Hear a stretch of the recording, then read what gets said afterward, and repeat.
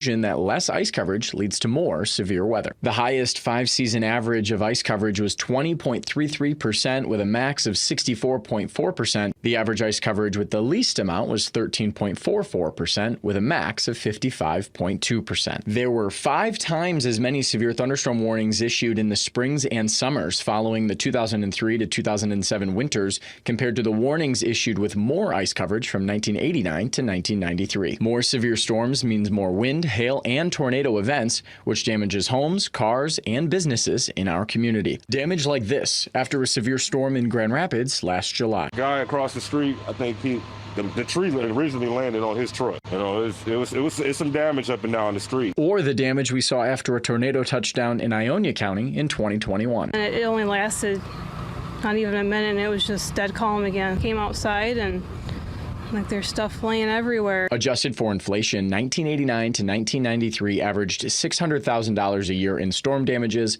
while 2003 and 2007 averaged just under $20 million a year. This past winter only averaged 9.4% ice coverage with a peak of 21.5%, and through May 7th, 26 severe thunderstorm warnings have been issued from the National Weather Service in Grand Rapids, one of those accounting for the hail damage in Middleville. Houses here in Middleville need new roofs and siding, while some insurance companies are also totaling vehicles from this hailstorm. Now, we've been talking about how ice coverage impacts life above the surface. We'll go to Haley Vaughn, who explains how it's impacting wildlife beneath the surface. Reese, according to the Great Lakes Fishery Commission, there are 139 native species that call the Great Lakes home. Coming up, we're taking a deeper dive into the water to talk about the effects for fish in the Great Lakes and in our inland lakes as well.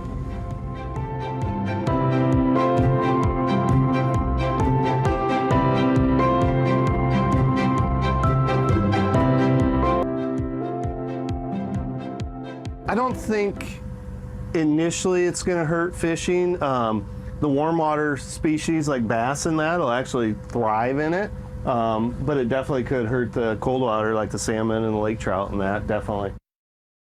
Our warmer climate this summer will not only affect us above the water, but also the fish and wildlife under the water too. I've had this charter boat for 12 years, been fishing all my life. Captain Brian Moat knows a lot about Lake Michigan. This is obviously GPS, that's just showing our current position. This is a fish finder that's showing the water column, it's a sonar.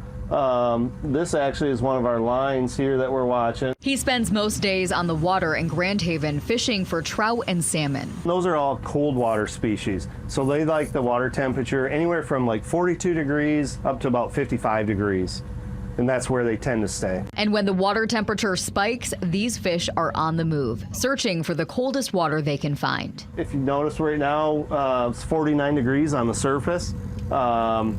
So the fish are in, the fish have been biting real well, and last year was the same. But this year, with less ice coverage than normal, the waters are warmer. Because of lack of ice coverage, we've gotten out a lot sooner. A lot of the charter fleet at Chinook Pier actually was in first part of April. Typically, we're in mid-May. On an average year, this year we were in the 1st of May, so we got an extra couple weeks. And according to the DNR, the warmer lake is changing the timeline of the growing season, the spawning timeline for fish, and when fish migrate. With spring, the salmon are showing up earlier, so coho salmon were showing up in February. Used to be in March, April. Captain Brian says right now the warmer waters can actually be helpful. For one, the fish have to move a lot more, so they expend more energy. They like to eat a lot more. Luckily now the biomass has been really good, and it seems to actually be increasing from what it was. And while things are great now, a warmer habitat could hurt the salmon long term. Salmon are going to move out deeper or move farther north in the lake, which that can definitely hurt the charter business here on the southern and mid parts of the lake, because our fish will disappear. They'll either go way out in the middle of the lake or way north. In running a charter operation, you can't afford the fuel, and you don't have the time to make long runs like that. But because Lake Michigan is so big, it could take years before we see those changes. Our Great Lakes are immense. I mean, they're You know, Lake Michigan's over 20,000 square miles and over 900 feet deep. So it's a little more resilient to temperature changes than our inland lakes. But since our inland lakes, rivers, and streams are shallower, they will heat up faster, which could mean greater consequences for wildlife sooner. Whenever we get these rapid changes in temperature, that's a real common time to have fish kills. Warmer waters could also mean more invasive species. Oh, you got that balloon fish. Well, no, it's a dead fish. That dead fish, the only fish we caught while out with Captain Brian. There's fish. Not too exciting. That sounds about right. It's a goby. That's a dead goby. So that's an invasive species. One of the ones that came in on the freighters and that. Michigan's harsh winters often keep invasive species like gobies away, but the warmer surface waters are ideal for fish that are not a part of Lake Michigan's native ecosystem. They're a competitor, so they may come in and need the same food or habitat requirements as our native fish, so they can often outcompete our natives. Sometimes they prey upon our natives. Sometimes they bring in new diseases and stuff that our natives haven't been exposed to. And with these ecological concerns, Captain Brian says the priority must be protecting the lake. That's why a lot of us live here. It's just beautiful, and we don't want to take advantage of it, and we want to protect the lake, in the fishery especially. I mean, it's over a $2 billion industry for Michigan, so we definitely want it to be around. But yeah, if you're here and live here or you're visiting here, just enjoy it. Being surrounded by the Great Lakes makes water safety a top priority. Drowning is the #1 cause of accidental injury death in kids 1 to 4 and #2 in kids under 15. Coming up, how we can stay safe from currents in Lake Michigan, as drowning is preventable and takes a lot more than just being a good swimmer.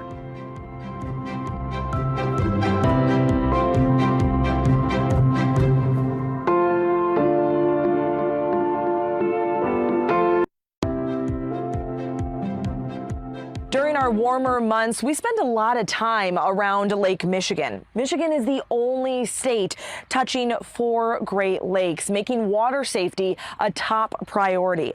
I looked into why our waters are so dangerous and how we can be better prepared along our lakeshore. If you can stay afloat, you can stay alive. 11 people drowned in the United States every day. And according to the Great Lakes Surf Rescue Project, in 2022 alone, there were 105 drownings in the Great Lakes. 43 happening in Lake Michigan, making it the deadliest of all. We see many caused by different types of currents generated by the wind racing across or along the lake. People think that this is a lake, and it is, but it's far more like an inland sea than it is like a lake. It has dangerous currents. Lake Michigan's waves are smaller and more frequent, falling into 5 different types of currents. Rip currents, taking you out away from the shore. Structural currents, acting like a washing machine along the pier. Longshore currents, taking you parallel along the shore. Outlet currents, where rivers and streams empty in the lake. And channel currents, which happen between islands and structures not far from shore. All these currents act differently, and we need to know the signs of distress to look out for. People will be pushing down either both hands at the same time or one at a time, pushing down, desperately attempting to keep their head out of the water. Their head will be tipped back because that gives them a little bit of extra breathing room. Don't fight or struggle. The way to survive is simple. Don't panic as you flip, float, and follow. Flip over onto your back, float to see where the current is carrying you, and then follow a path perpendicular to the current and back to safety. A buddy system in the water or someone on shore to watch is always extremely important.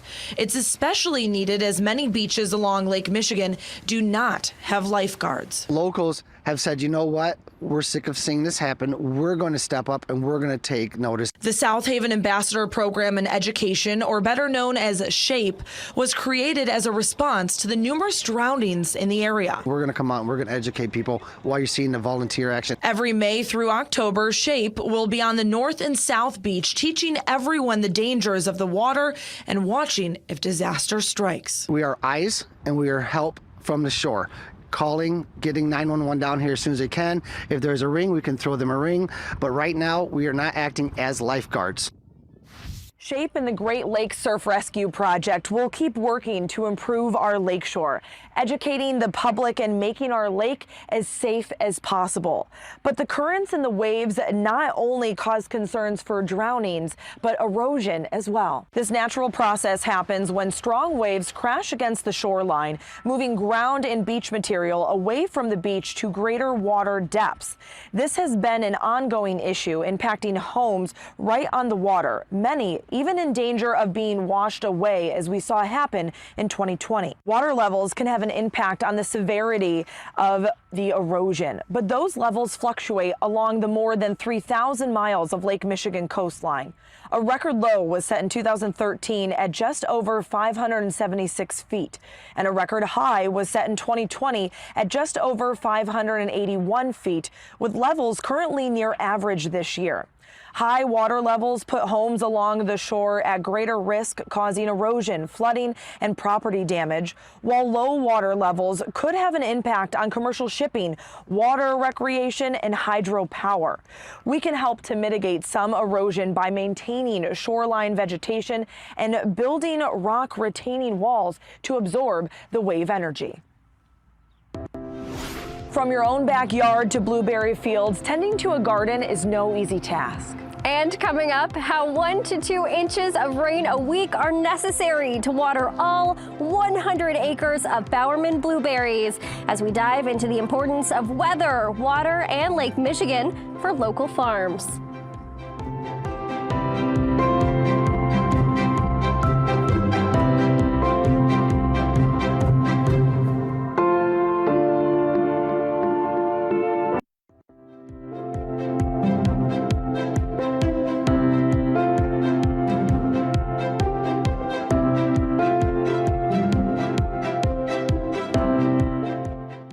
Pretty soon we're going to move into bloom, where all the flowers will come out and pollination. We'll bring in about 400 hives of honeybees. They'll come out and pollinate all of them, and then we'll go from that into small green fruit, and then they'll start to ripen into big, beautiful blueberries.